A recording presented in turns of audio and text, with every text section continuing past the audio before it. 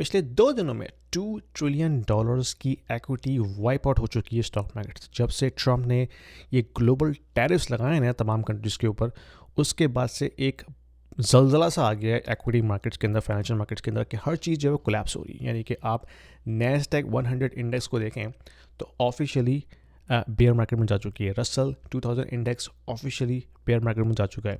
इसके अलावा S&P 500, Dow Jones almost 7 to 8% correction आ चुकी है दोनों में। डाउ जोन्स 1100 पॉइंट्स ड्रॉप हुआ है विद इन लाइक 2 आवर्स। तो इतना सिवियर इम्पैक्ट आया है इस ग्लोबल ट्रेड वॉर का, और ये कंटिन्यू हो रहा है। आज जब हम सुबह उठे तो हमने देखा कि चाइना ने 34% टैरिफ यूएस प्रोडक्ट्स पर लगाया है, जिसके बाद मजीद मार्केट मेल्टडाउन में चली गई है, and this is going to continue. अच्छा, अब हो क्या रहा है? बेसिकली हो ये रहा है कि मार्केट्स जो है ना, फाइनेंशियल मार्केट्स, वो अच्छी न्यूज़ या बुरी न्यूज़ को एब्जॉर्ब कर लेती है, and then they can tell you exactly what is their reaction. लेकिन जब अनसर्टेनिटी हो ना, उसके बाद मार्केट बहुत ज़्यादा कंफ्यूज होती है और आपको बहुत वॉलेटिलिटी नज़र आती है। एक दिन अप, अगले दिन डाउन, फिर अप, फिर डाउन। तो यही सिलसिला इस वक्त अभी है कि जो बिजनेसेस हैं ना, प्राइवेट बिजनेस, उनको भी नहीं पता कि करना क्या है आगे। यानी कि मैं बहुत से बिजनेसेस के साथ मेरी मीटिंग्स वगैरह होती हैं, they are not even spending money. वो सब अपना पैसा रोक के बैठे हुए, ना वो हायरिंग कर रहे हैं, ना वो कोई एक्सपेंशन कर रहे हैं, ना ही कोई इन्वेस्टमेंट हो रही है, क्योंकि उनको नहीं पता कि नेक्स्ट क्वार्टर में क्या होने वाला है, कितना टैक्स लगेगा, आपकी जो रॉ मटेरियल्स है वो कितनी एक्सपेंसिव हो जाएगी। They have no idea. Actually किसी के पास इसका कोई आइडिया नहीं है।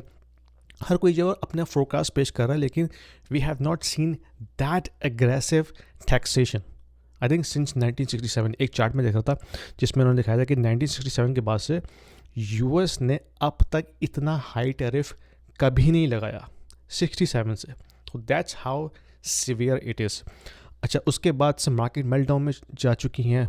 काफ़ी लोग परेशान हैं क्योंकि ऑफ कोर्स लोगों की पेंशन्स हैं उसके अंदर भाई, 401k, आपका सारा कुछ जो है स्टॉक मार्केट पर डिपेंड करता है। तो अगर आपकी पेंशन, आपका जो रिटायरमेंट प्लान है वो भी मेल्टडाउन हो रहा है, प्लस जॉब लॉसेस। यानी कि भाई जो स्टेलांटिस का प्लांट है ना विंडसर में, उसने 2 हफ्ते के लिए प्लांट बंद कर दिया, and there are some rumours के जो है वो लेऑफ्स के नोटिस भी भेज रहे हैं लोगों को, क्योंकि ऑटोमोबाइल ऐसा सेक्टर है जो बहुत बुरी तरह मुतासर हो रहा है इस ट्रेड वॉर के ज़रिए।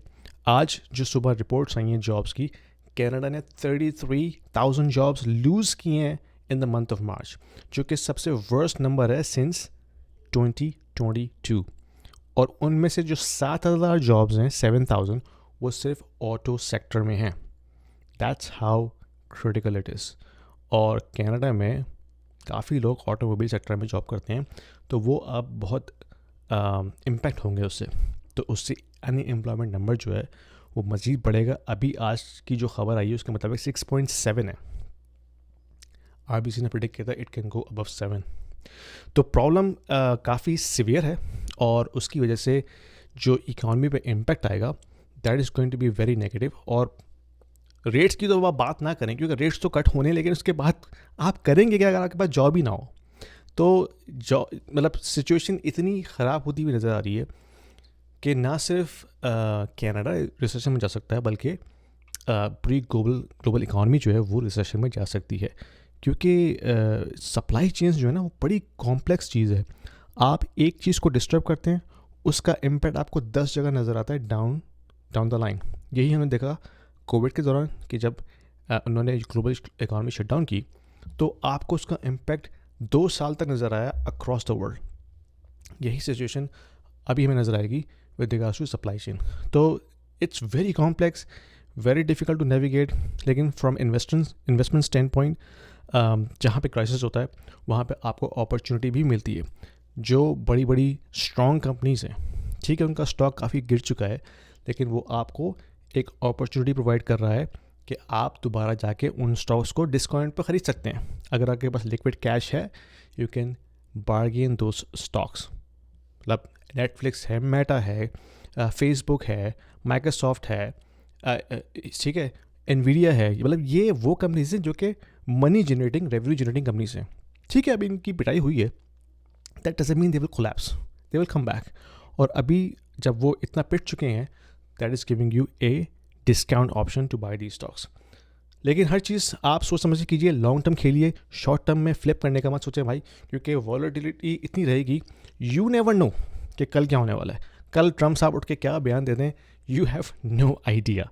तो इट्स वेरी क्रिटिकल सिचुएशन, और हर कोई जो है वो इस वक्त डर के बैठा हुआ है कि भाई I don't know what's gonna happen. तो अपनी अपनी जिन्होंने परचेजिंग है, जो लार्ज परचेजेस हैं, लोग वो रोक के बैठे हुए हैं। हाउसिंग का भी इशू है, हाउसिंग में अब इस वक्त लोग कोई भी नहीं जा रहा, बिकॉज नोबडी नोज कि मेरी भाई जॉब रहेगी कि नहीं रहेगी।